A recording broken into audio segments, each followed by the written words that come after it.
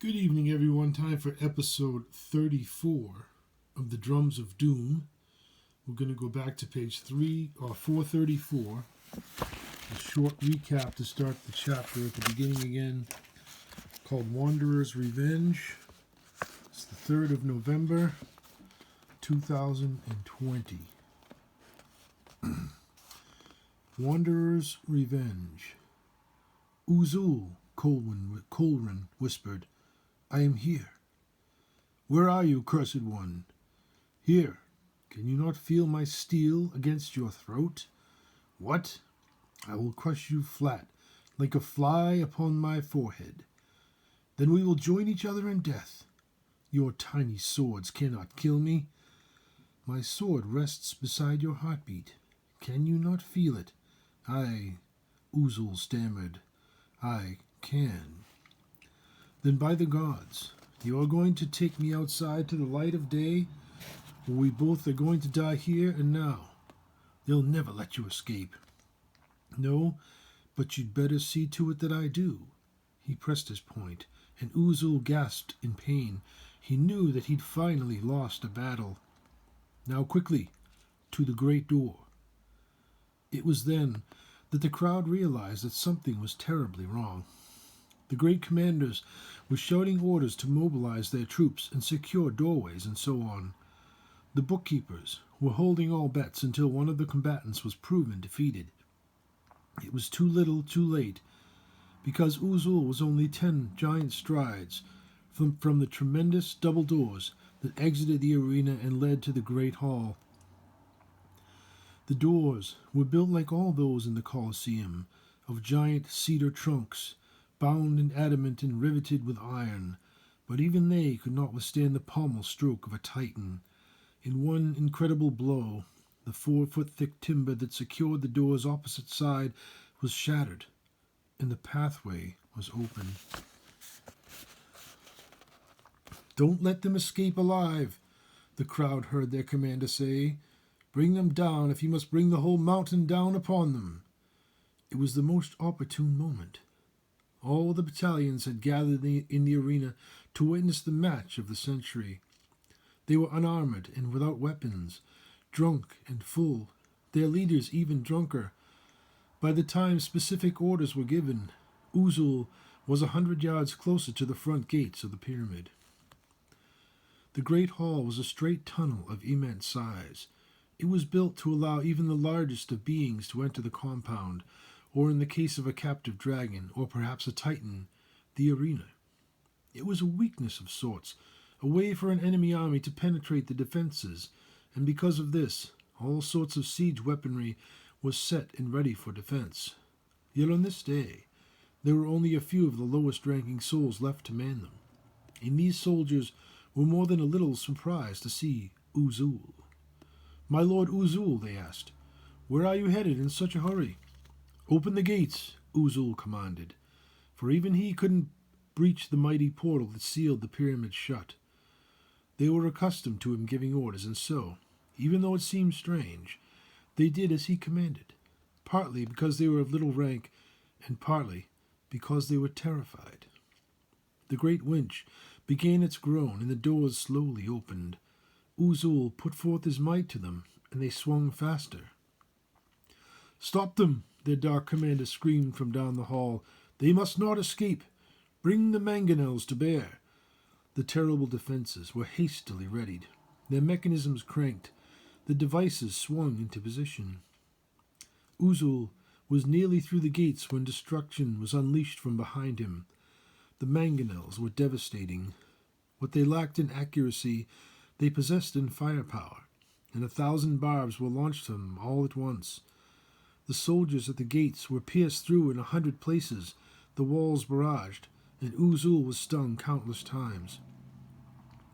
He was a Titan and the greatest of beings, but even he couldn't have withstood the onslaught without his armor. 50 bolts struck his boots, but the mammoth hide withstood the brunt of them. His thighs received the worst punishment, and 20 bolts struck him where his mail didn't reach. His back was lashed hundreds of times. and 50 enemy skulls were shattered, his chainmail dented, but somehow his flesh and his heart below remained unharmed. The elf at his throat would surely have been slain, if not for Uzul's great mane, for so thick it was that not one arrow passed through it to harm him. Uzul strode on. Faster, his rider exclaimed, and Uzul began to run. The earth shook beneath his feet, like a herd of charging bison. The gates of the citadel trembled with the gathering fury of their master. The great weapons required time to reload. The soldiers of the pyramid were slow to muster. "Run!" the Dark Commander screamed. "Revel in freedom while you can, for death is on your heels." Uzul ran and ran, the miles sweeping beneath them, but his leg wounds bled freely, and his incredible strength began to fade. "Why do you stumble, Titan?" "A great weakness has come upon me. My death is near." "What enfeebles you?" "Many bolts have pierced the flesh of my legs, and my blood has left me." "Drop your sword and sit." "Will you now finish me? I am broken, defeated. My heart is wholly evil, and death will surely propel me into hell. I can neither remember my mother nor my father. Revenge compels me to kill you." It was at that moment that Uzul, the mightiest Titan that ever lived, passed out from loss of blood. "Uzul!" And even though the Berserker Lord tried to rouse him, his enemy was past his ability to respond. Slumping against the rocky outcropping that he rested against, Uzul moved no more. Kolrin's ultimate victory was stolen from him, but for the first time in countless years of battle and torture, he was free. In minutes, he was able to build a fire with sparks from his sword's blade and a great clump of flame-red beard. Quickly, almost mercifully, he drew the arrows from Uzul's body and cauterized the Titan's wounds. He would have many scars. He might live or he might die, but the Titan's death wouldn't dishonor his ancestors or Kolrin himself. Somehow, he knew that they would meet again. Perhaps then his family would be avenged, but now all that he wanted to do was run, not in fear that he was being pursued, because he knew no fear, but rather because he was the last of his race, and he wanted the spirits of his people to feel the life in his lungs, the beating of his heart, and the joy of freedom beneath the stars one last time. Kolrin ran. For the first time in untold years, he ran until his heart's joy was satisfied, and when he was done, he knew not where he was, for he knew not where he left from. The region and mountains around him were unknown to him, and the stories of his father about other lands couldn't grant him clues enough to deduce where he'd ended up. Ravenously hungry, he foraged. With his sword he fashioned a spear and harpooned 3 fat trout of a kind unknown to him. They were colorful, with bright-colored speckles and a prominent pink stripe about their midsection.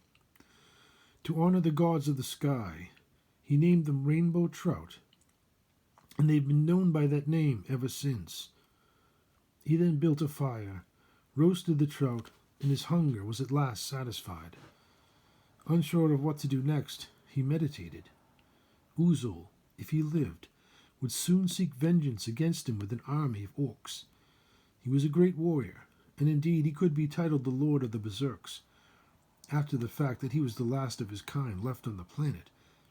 But long life had brought with it a kind of wisdom, and he knew that even he would probably die against such odds, so he chose instead to move on. Let Uzul see if he could catch him, and then let them rue that day. Kolrin had built his fire next to a vast, boggy marshland. Miles and miles of its tangled wetness lay before him. Dangers untold certainly lived within it. Venturing there would be foolhardy at best, insane to anyone with a little common sense. Even a Titan in an army of orcs would find it to be a deadly quagmire. He smiled.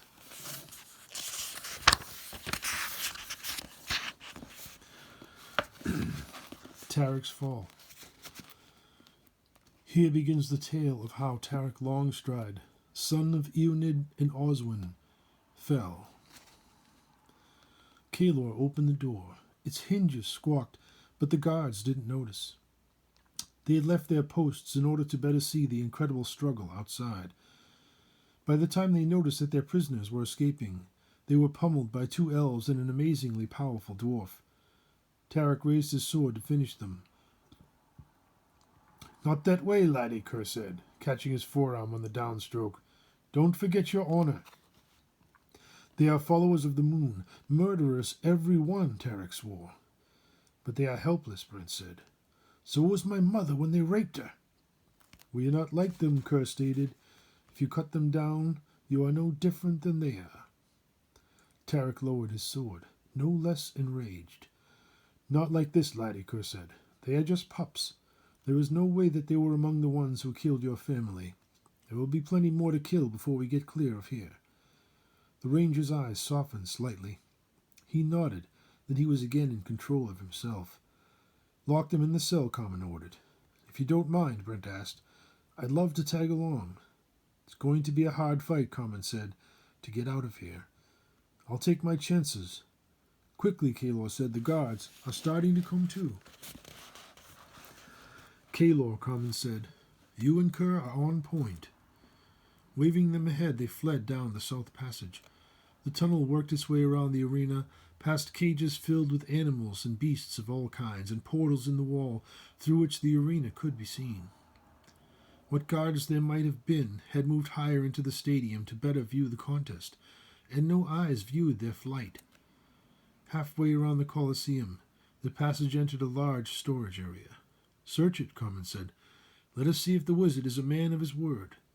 Trunks, boxes, and containers of all kinds were stacked about the room, some holding food and wine, others containing costumes and props. Fanning out, they searched every shelf and corner of the room. "Over here in this back corner," Kaylor exclaimed. "I have found it." Most of their confiscated gear was there, including all of their swords, and Kerr's axe and shield. "Do we get dressed?" Leander asked, "or carry it with us?" "Put it on," Carmen said. "I think that we're going to need it." "I'll stand watch," Dartin declared. "Hurry!" Dumping their gladiators' arms, they suited up with all haste. "I don't see anything here of yours, Brent," Karina said. "This old sword will be fine for killing orcs," he replied. "When they found me on the battlefield, I was almost dead." "It's a miracle that they didn't kill you.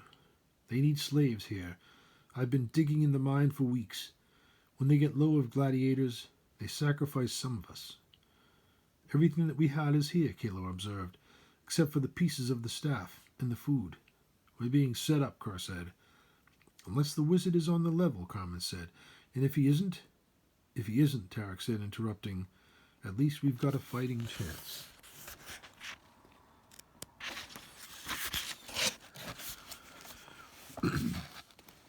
The map shows this whole section. If we backtrack to the first east passage, we should find a flight of stairs leading to the lower area, Dow directed. "Let's make for it," Carmen said. Chaos reigned in the Colosseum. Screams of terror and shouts of outrage were joined by every voice of pandemonium. "Tariq, lead on." 100 yards, and they turned left, down the first east passage. 200 more, and they reached an intersection. "Carmen," Tariq shouted, "the passage continues on. There are stairs to the north leading down, and south leading up. Which way?" "Take the stairs down," Dow replied. And no sooner had the last man turned the first bend in the stairwell than a large company of orcs rushed down the very hall where they had just been. It was then that the orcs' drums began to beat so violently that the very foundations of the pyramid shook. Thrum-doom, thrum-doom, doom-doom. "They have raised the alarm," Karina said. "Quickly," Dow implored. "At the end of the stairs is a long corridor running east and west. Turn right and east. It will take us to a network of stairs and passageways leading deep beneath the fortress." Tariq led them in full flight. No more were their thoughts on stealth. There was no time for it. If they encountered guards, they would have to cut their way through them. Trusting in luck, they made it to the tunnel's end, honeycombed with passageways leading in 6 directions. 2 led up and 2 led down, and the others up. "Take the rightmost stairs down. There are several rooms below us and another passageway leading deeper." Reaching the next level, They entered a labyrinth of rooms. Several were equipped with running water baths and steam rooms. Others were filled with cots and the furnishings of soldiers' quarters. Miraculously, they were unoccupied. It seems that everyone capable of doing so was in the Colosseum above. "Cur, me boy!" came a cry from the far room. "Pappy!" Running ahead with barely contained excitement, he embraced his father dressed in nothing more than his nightshirt. Seeing the room for the first time, Kerr realized that they were not alone. His father was the only one that he recognized. Elven women, one man, and two boys also waited there. Their reunion was filled with emotion and 1,000 unanswered questions. Still the drums quaked, urgent and unending. "Come," an elven woman urged. "There is no time." "Who are you?" "I am Ethmiel," she said, "Elrond's spy. The orcs will soon discover your escape, and we must be far away from here when they do." "In the last room there are 2 flights of stairs. One leads north and the other south," Dow said. "Both of them lead off of this map. I have no way of knowing which passage is the best one." "The north tunnel leads to the mines," Ethmiel advised. "I have never been down the south stairs." "Wait," Kalos said. "Has anyone seen my master, Uldric?" "I couldn't find him," Ethmiel replied. "He is being held somewhere else in the fortress, someplace secret." "We've got to find him." "There is no time," Common said. You know that. If we can, we'll come back for him another day." Kalor was shaken. His mentor was being held captive because of him, and he knew that there was nothing that he could do about it. "I'll become invisible and find him," Kalor said hopefully. "You saw the hounds," Dow reminded him. "Their noses won't be fooled by your spell. You won't stand a chance." "And we need you with us," Karina said. "You are a little thief, but one hell of a thief." "And I'm awful rusty," Moldrin confessed, "and a bit underdressed." The drums continued, and from somewhere far off a horn blew. "Do we go south," Tariq said, "or try some other way?" "South," Common decided. "There is no other way." "So what she is saying," Kerr said to no one in particular, "is that nothing has changed." "Exactly," Leanna joked with a wink. "Tariq," Common said, "it's your lead, and Kerr follows second. Dow and I will take the rear. Everyone else walks between us. Do we travel with light or in darkness?" "Flame must light our way," Common said, "and Dow's dagger the rear. There are too many among us who will be blind without it." Leaving the room, they took the south stairs. The only man among the refugees other than Moldrin was human. His body was covered in bruises and burns and other obvious signs of torture. Limping along, his eyes were pained, yet filled with resolve. His shoulders squared and carried with pride. "Dartin," Common said. "Heal this man." "No," he replied. "There is no time for it now. Let's move on." "Who are you?" "I am Baron Dutchings, and these are the last survivors of my town." "Lead on then," Common said. "We will be right behind you." In a romantic tale, it might be said that they descended those stairs with courage and the bravest hearts, but in reality it was full flight, a scrambling, falling, all-out desire to escape from terror that they could no longer control. Having been a hair's breadth from death for so long had numbed them. Until now they had no chance. Behind them was a fortress filled with every manner of nightmare, torture, and agonizing death.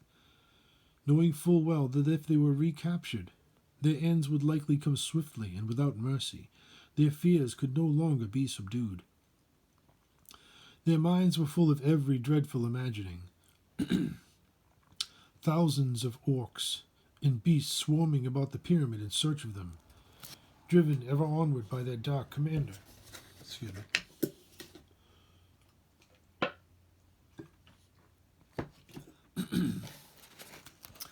Exhausted yet determined to escape, they ran on and on, downstairs, along tunnels, past enormous labyrinthine mines and bottomless pits. The sounds of searching orcs echoed from every distant hall, their drummers beating the alarm from one end of their kingdom to another. Thrum-doom, thrum-doom, ever and again, hoping to paralyze their enemies with fear, and cover the advancing sounds of their hunters. It was working. "Where to now, Kerr?" Tariq confided. "It seems like we have been running for miles."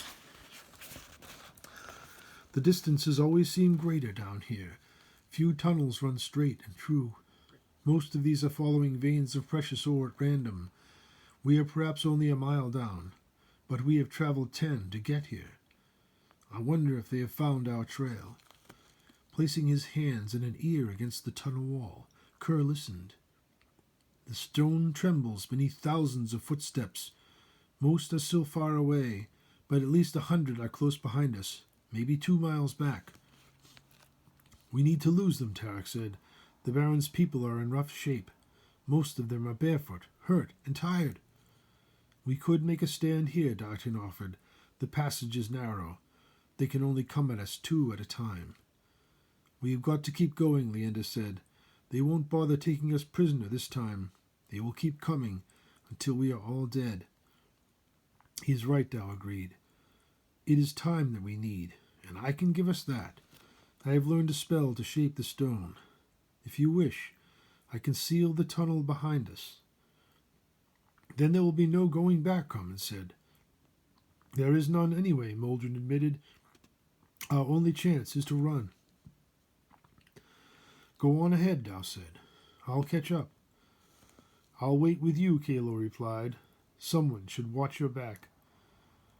Raising his left hand toward the passage they had passed through, his right hand pointing toward the earth, Dow chanted, "Tentho rock, mor quintin ta'un." His right hand summoned the power of Tempest, and his mind directed it. The walls of granite that became as soft as dough, shaping and forming beneath the invisible force of his hand, until a thick wall sealed the tunnel shut. "Well done," Kalo praised. "That should hold them for a while." "Unless they have a wizard with them," Dow said, "or a giant." "No giant can pass through these tunnels. Come, Kalo, let's hurry." "Dow bought us time," Tariq said. "Let's not waste it." Marching on quickly, yet more cautiously, they followed Kerr's trail-consuming pace. Along the way they passed by many crossroads, natural tunnels, and bridges over torrential rivers. The passages were often a marvel of natural engineering. Eons of runoff from above had carved away the softest stone, leaving behind a honeycomb of tunnels and trickling together into streams of irresistible force below. In many places, cunning masonry bridged chasms and traversed cliff walls. The orcs had tamed their environment in ways that might have been considered a marvel, but when one is being mercilessly pursued by thousands of them through the vast labyrinth of their home, it could only be described as one's worst nightmare. Their family of refugees was beyond terror. If they stopped, it would be unlikely that they could be moved again, and for this reason, Carmen urged them ever onward. "We must not stop," she said, "until we are either free or we cannot crawl another inch." In that desperate hour, the Baron was a pillar of strength. The tortures that had been laid upon him would leave him forever scarred, but rather than let his pain stop him, he used it to fuel his inner fire. To his fellows, he seemed to be a juggernaut, more god than man, but on the inside, his god was pain. His desire to redeem himself, to rescue some of those that he had so desperately failed, was his rosary. Kerr assumed the lead.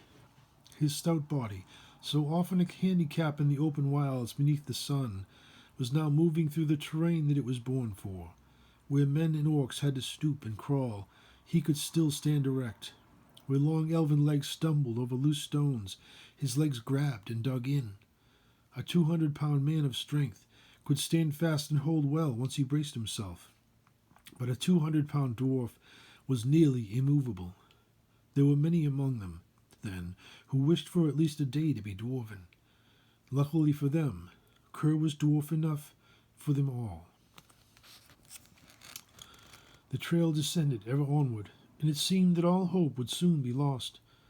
The farther down they went, the chances of their ever finding their way home again dwindled. In the end, their bodies were fragile and limited. They could travel no farther. Carmen called a heart A halt. Bringing everyone together, they took a head count. So far they had all made it together. What do you think, Kerr? Carmen asked him privately. Is there any hope at all? Of course. The veins of Tempest run where they will and however far. Salvation could lie just around the next bend. We will need food and water, Tariq said. At this pace, they won't last another day. Fear not, Carmen consoled. We'll find food, and we have already passed many rivers. We'll find one soon that's not too far below us. There are a few things that he's not telling you, Kalar said. Like what? That this tunnel could simply end or drop off into an endless rift. No, Kalar, Kerr said. I believe that this tunnel does not just end. How could you possibly know that, Kalar said, abandoning hope. Have you not noticed the breeze? Every step that we have taken for the last mile has led us towards fresh air. It cannot be the surface. No, Kalar, but I think that it must be either the under-earth sea or a great cavern. Everyone, find a place to rest, Carmen guided. Take a seat, the Baron said to his townfolk. We'll need to regain our strength for the next march. Moving to each of them in turn, he offered what help to them that he could, trying to ease their ever-building dread. Kerr watched him and was reminded of the watchtower at Highcrest Garrison the night that the jackals came. He was there again with his men, Clogan and Enag, and his other boys that had died, reassuring them that everything would be all right. But it was not all right. Slumping down the side of the tunnel wall, he lowered his head and cried. Carmen allowed them a little light, urging Dow to unsheath his dagger, but down here, where the denizens of eternal night walked freely, it was as dangerous as it was helpful. Find a place to sleep as best you can, Carmen said. When you are settled, the lights must go out.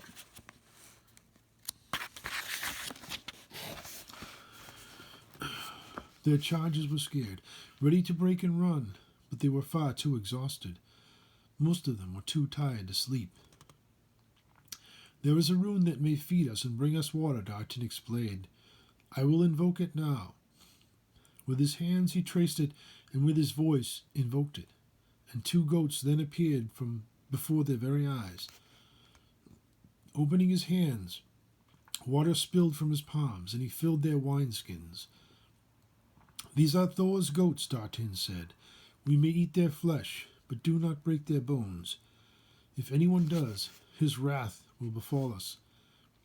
Won't he mind that we are eating them? He is welcome to join us, Dartin said, but I do hope that he dines at my father's table this night. Slaughtering the goats, they cooked them with flame and shared them equally. Full bellies eased their anxiety, but their fear was far from extinguished. My pain is endless, the Baron moaned, and soon death will come for me. Dartin knelt beside him. I am a healer, he said. I should have cared for you when we first met. My pain isn't important. I deserve it for my failure. No man could have done more, Dartin said. Now let's have a look at you.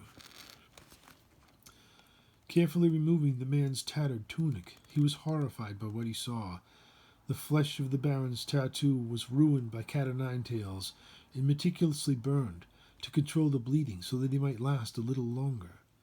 Many of his ribs were cracked or bruised, and some even showed through gaps in his torn skin. It was a wonder that he still lived at all. Dartin again invoked his power, and the Baron was healed. When his pain was gone, he gasped in surprise. Feeling his body whole again, he smiled and put his tunic back on. Moving to each person in turn, Dartin healed their worst hurts and eased their pain. When he was through, he stumbled from exhaustion and lay down upon the cold stone. I think that I'll just lie here for a bit, he said, but he was soon fast asleep.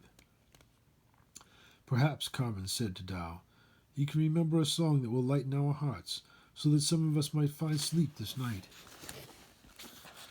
My lady, Dow replied, I do not know if I can find my voice tonight. I remember it, she said. It is as beautiful as the sound made by the ocean's waves striking the beach. Sing to us the way that you sang in the gargoyle's lair. I shall try, Dow said, but my voice is not so much lost as it is forgotten. I have had no reason to rejoice since that time. It is usually out of joy that I sing. Think of our life before the war, Karina said, when our first planted fields were growing tall, and Nordtown was filled with hope and love. For you, he said, I will try. At first he hummed basic tunes to a myriad of songs, for deep down he knew many songs of love and merriment, and some of lost elven magic. It was some time before he chose one to sing. Into the darkness he peered, seeking to find some light, some ray of hope within it, or perhaps the restless spirit of his own heart. His voice began at a whisper, and then grew in confidence, because he had remembered his mother's lullaby and how she had sung it to him and his siblings.